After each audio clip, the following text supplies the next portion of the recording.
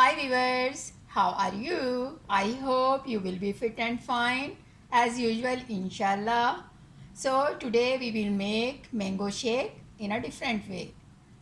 तो हमारा mango shake कैसा होगा? मैंगो शेक बनाना मुश्किल नहीं है, थोड़े इंग्रेडिएंट्स के चेंज होते हैं जो हम आपको बताएंगे कि हम क्या इस्तेमाल करते हैं।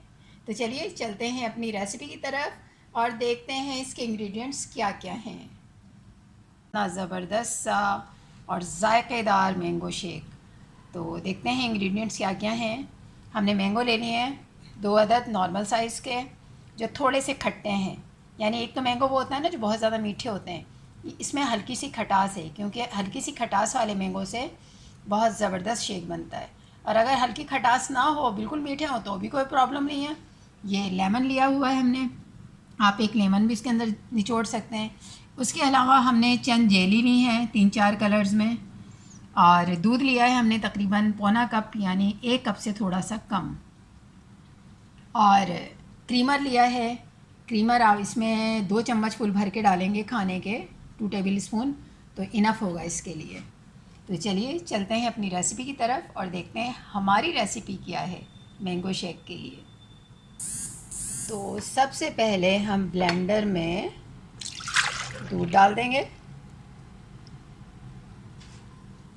दूध चला गया, उसके बाद मैंगो भी डाल देंगे। दूध और मैंगो ब्लेंडर में जा चुके। अब हम क्या डालेंगे? अब हमें डालना है इसके अंदर क्रीमर, क्योंकि दूध हमारा थिक था काफ़ी। 1 टेबल स्पून और ये 2 टेबल स्पून भर के क्रीमर चला गया।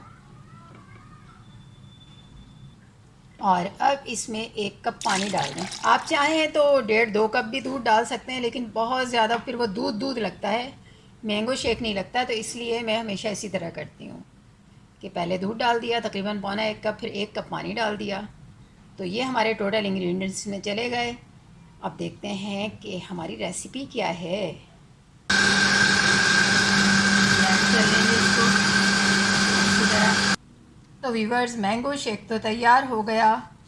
आप देख सकते हैं इसकी थिकनेस इतना ही चाहिए होता है, इससे गाढ़ा हो या पतला हो तो अच्छा नहीं लगता। अब हम डालेंगे इसमें जेली।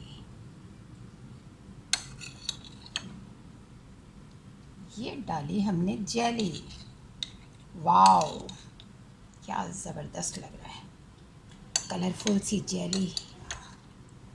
वाओ जी, ये हमारा मैंगो शेक तैयार हो गया। असल में तो मैंगो शेक के लिए कोई रेसिपी की ज़रूरत ही नहीं है। रेसिपी तो बिल्कुल इजी है, इंग्रेडिएंट्स का पता होना चाहिए कि हम क्या क्या शामिल करें तो ज़्यादा अच्छा बनता है, टेस्ट ज़्यादा आता है। तो असल तो हम लोग फोकस इंग्रेडिएंट्स पे ही करते हैं, क्योंकि जूसर या ब्लेंडर तो वही चीज़ बना के देता है जो हम उसके अंदर डालते हैं। तो हमने शेक तैयार किया और इसमें यकीन माने आप जेरी डाल के अगर इस्तेमाल करेंगी ना तो मज़ा ही आ जाएगा। ये देखें। तो वीवर्स, ये हमारा मैंगो शेक तैयार है पीने के लिए। और हमने जो डाला था क्रीमर, उसके अंदर चीनी मिक्स होती है तो हमें चीनी की ज़रूरत ही नहीं पड़ी। और परफेक्ट चीनी है इसके अंदर। दोनों गिलास के अंदर 2 गिलास हमारे तैयार हुए हैं। 2 गिलास तैयार हुए। एक जेली वाला किया है, एक हमने सादा किया है। तो आप इस तरह से कर सकते हैं, बहुत ईजी है। अब ये जो सादा वाला है इसके लिए तो पतला वाला भी काफ़ी है, और इसके लिए थोड़ा सा मोटा चाहिए। ये तैयार हो गया। अब ये है कि आपको उम्मीद है पसंद आएगा। आप चाहें तो जेली वाला पिएं, चाहें तो सादा पिएं। और अगर हमारी रेसिपी पसंद आई है, इंग्रेडिएंट जो जो मैंने शामिल किए हैं वो आपको सही लगे, उससे टेस्ट अच्छा आ रहा है आपके मैंगो शेक में, तो प्लीज़ मेरे चैनल को सब्सक्राइब कर दीजिएगा, लाइक भी कीजिएगा और शेयर भी कीजिएगा। ये बहुत ही इजी था, मैंने सोचा आज ये आपको बताया जाए कि मेरी रेसिपी क्या है, मैं किस तरह से बनाती हूँ, मेरे इंग्रेडिएंट्स क्या क्या हैं। तो मुझे दुआओं में याद रखिएगा, अपना बहुत सा ख्याल रखिएगा। नेक्स्ट वीडियो तक के लिए आपसे इजाज़त चाहूँगी। तब तक के लिए अल्लाह हाफिज़।